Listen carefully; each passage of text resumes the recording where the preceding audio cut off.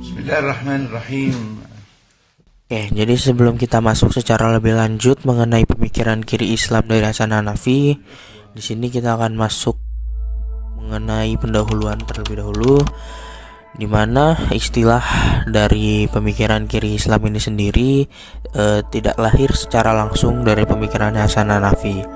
Namun di sini Hasan Hanafi menafsirkan beberapa pemikiran dari tokoh-tokoh seperti Ahmad Ghazali yang dalam tulisannya yang berjudul Al-Yamin wa Al-Yasar fi Al-Islam pada tahun 1972, di mana dalam buku ini istilah kiri Islam itu diartikan dalam pembahasan mengenai sosialistik dalam Islam.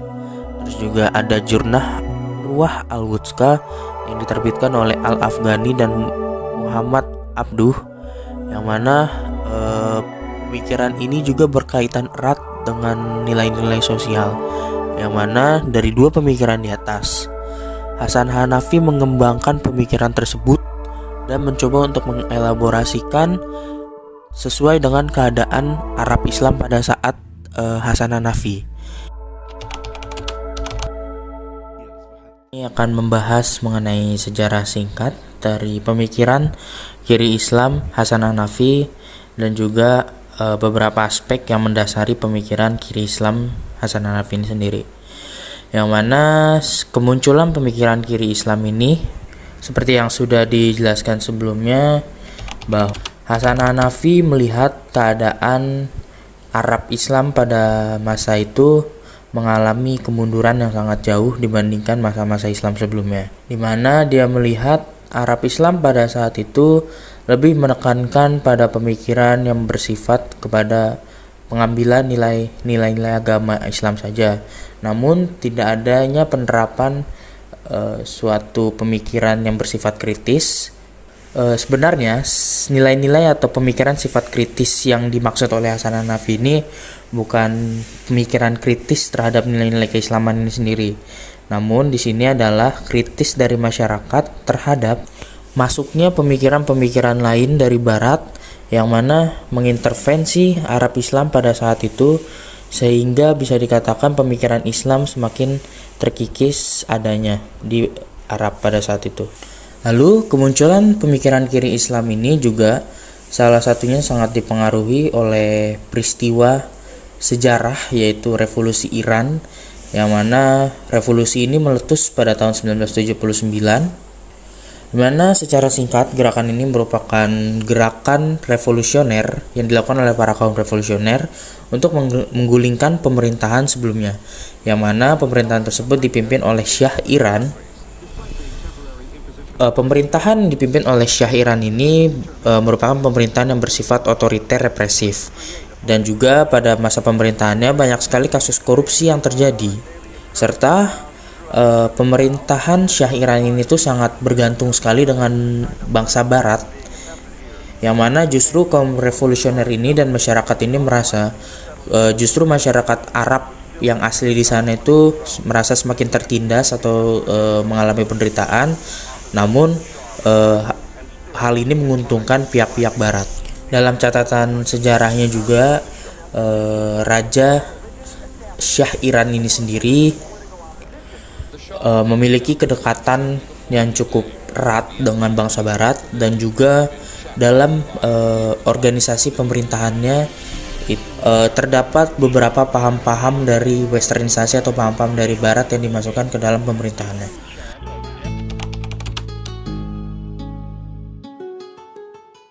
Jadi di sini kiri Islam merupakan istilah yang dicetuskan oleh Hasan Hanafi untuk menggambarkan pendekatan Islam yang berorientasi pada keadilan sosial, pembebasan rakyat tertindas, dan juga perjuangan melawan penindasan struktur.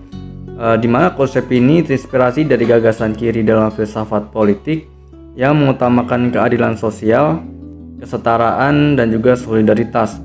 Tetapi dalam pemikiran ini berakar pada nilai-nilai Islam.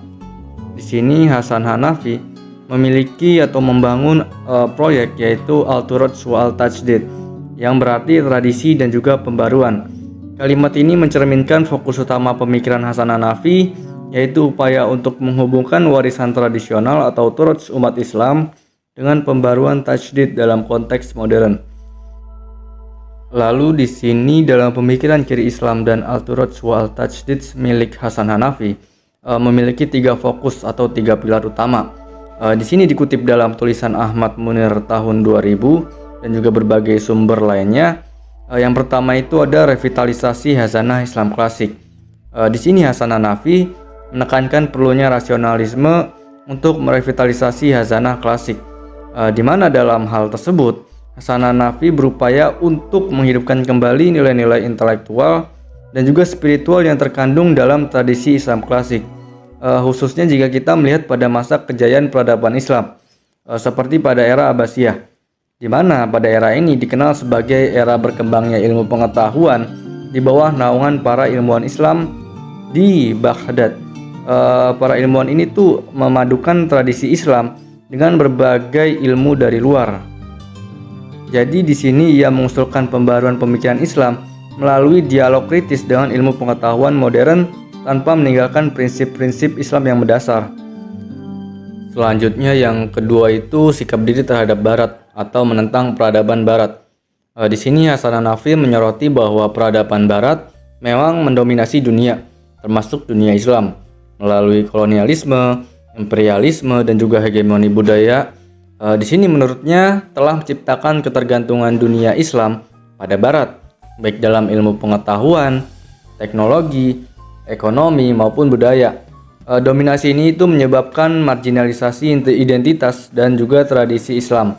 Namun pandangannya tidak sepenuhnya menolak Barat sebenarnya. Hasan Hanafi ini tidak memandang Barat sebagai musuh yang harus dilawan secara konfrontatif, tetapi sebagai pihak yang perlu dihadapi secara kritis dan juga dialogis. But the iceberg is coming. It's a historical law. How to make it a friend rather than an enemy. Or in the language of Esposito, how to make it a challenge, not a threat. Ia menekankan bahwa dunia Islam itu perlu belajar harusnya dari keunggulan Barat dalam ilmu pengetahuan dan juga teknologinya, namun tidak dengan mengorbankan nilai-nilai spiritual dan juga kultural dalam Islam. Lalu yang ketiga itu atau yang terakhir ada sikap diri terhadap realitas atau analisis atas realitas dunia Islam. Di sini pada realitasnya Hasan Hanafi mengkritik keterbelakangan dunia Islam yang menurutnya disebabkan oleh sikap pasif terhadap tradisi dan juga ketergantungan pada peradaban Barat. Di sini Hasan Hanafi menekankan bahwa umat Islam itu perlu mengambil dan memiliki kesadaran diri yang kritis terhadap realitas mereka gitu. Di sini Hasan Hanafi menganalisis realitas dunia Islam sebagai hasil dari interaksi antara tantangan eksternal dan juga internal, yang dimana eksternal seperti pengaruh Barat yaitu imperialisme, Zionisme, dan juga kapitalisme. Lalu juga yang dalam internalnya ada kemiskinan dan juga keterbelakangan dalam hal pengetahuan dan juga intelektual. Di sini Hasan Hanafi menekankan perlunya metode fenomenologi yang dikutip pada tulisan Suharti S tahun 2005 untuk memahami realitas ini, menolak pendekatan tradisional yang hanya mengandalkan teks. Di sini metode fenomenologi Hasan Hanafi menekankan pentingnya pengalaman subjektif manusia dalam memahami realitas sosial dan juga religius, di mana dirinya menjelaskan untuk membaca kembali teks-teks klasik Islam seperti Al-Quran dan Hadis dengan perspektif yang lebih kritis, di mana dirinya mengaitkan makna teks-teks tersebut dengan konteks perjuangan melawan penindasan, kolonialisme, dan juga kapitalisme. Dalam konteks kiri Islam, ini berarti memahami Islam sebagai pengalaman yang mendorong keadilan sosial, pembebasan, dan juga emansipasi. Jadi di sini memang Hasan Hanafi menekankan perlunya rasionalisme, di mana ia berargumen bahwa pemahaman yang mendalam tentang kondisi sosial, politik, dan juga ekonomi umat Islam sangat penting untuk mencapai kebangkitan dan revolusi Islam agar tidak tergantung pada budaya-budaya Barat. Islam against external colonialism and internal domination. No more, no less. Don't say Islam is rituals. Don't say Islam is a belief system. Don't say Islam is fiqh. Don't say no. This is the old Islam. But a modern Islam is an Islam in modern times facing external colonialism and internal oppression.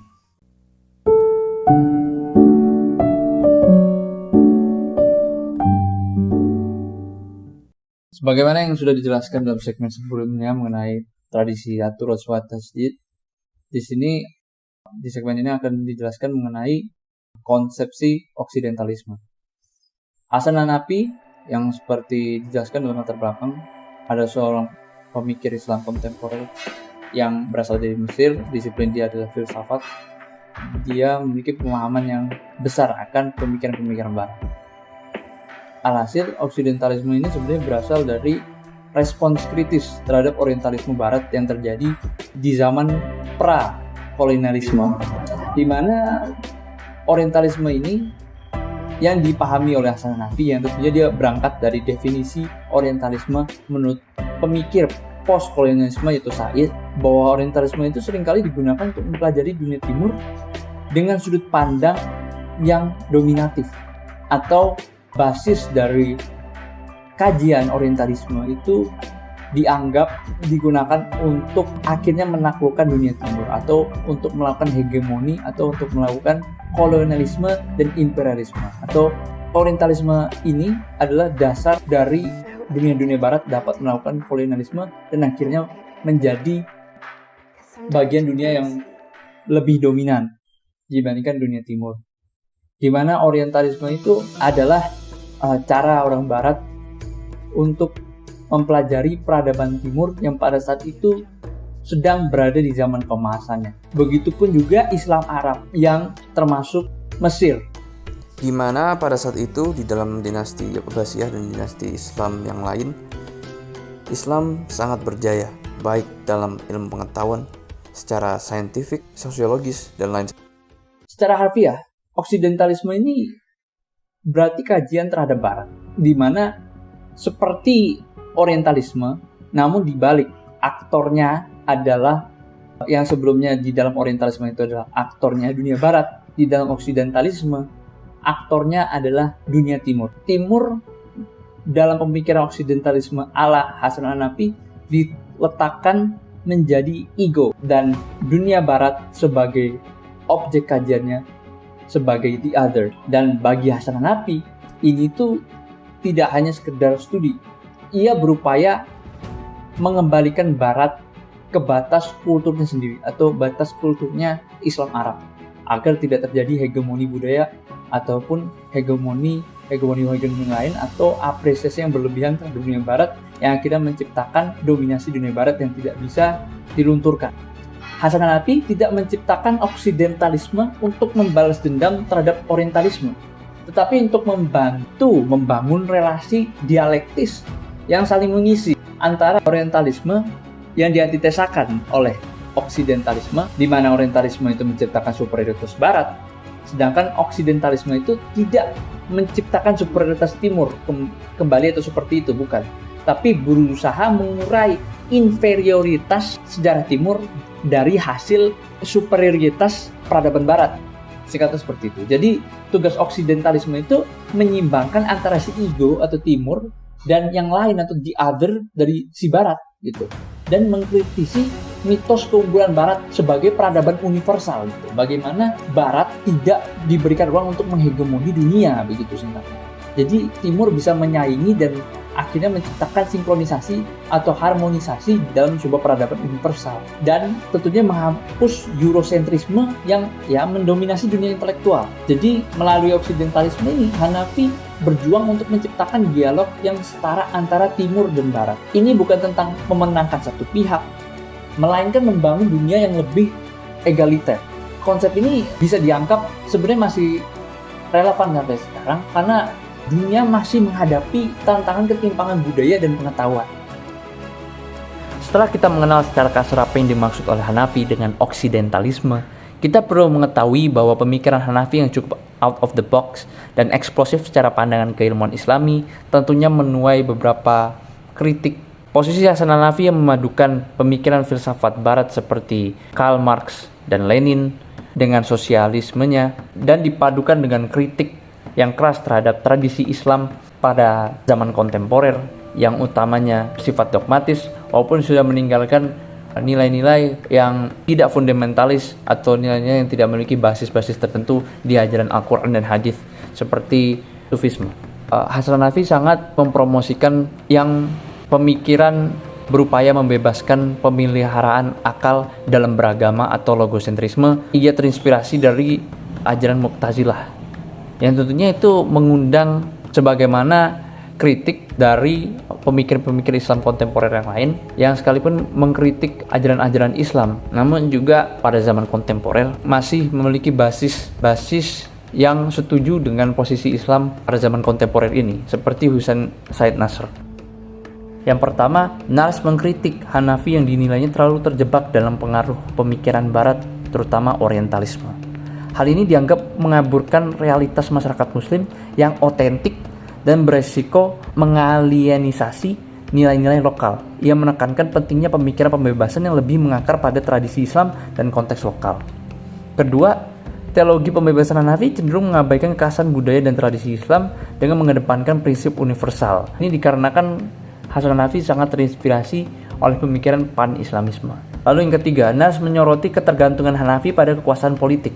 Menurutnya, pembebasan tidak hanya soal merebut kekuasaan, tetapi juga harus mencakup dimensi sosial, ekonomi, dan budaya untuk menciptakan perubahan yang lebih menyeluruh. Selain itu, Nas mengkritik metodologi Hanafi yang dianggap kurang jelas dan solusi praktis yang belum terdefinisi dengan baik. Teologi pembebasan. Pemikiran revolusioner harus mampu menawarkan paduan konkret untuk bisa diimplementasikan dalam kehidupan nyata. Terakhir, Nas menyoroti kurangnya pengakuan terhadap dimensi spiritual.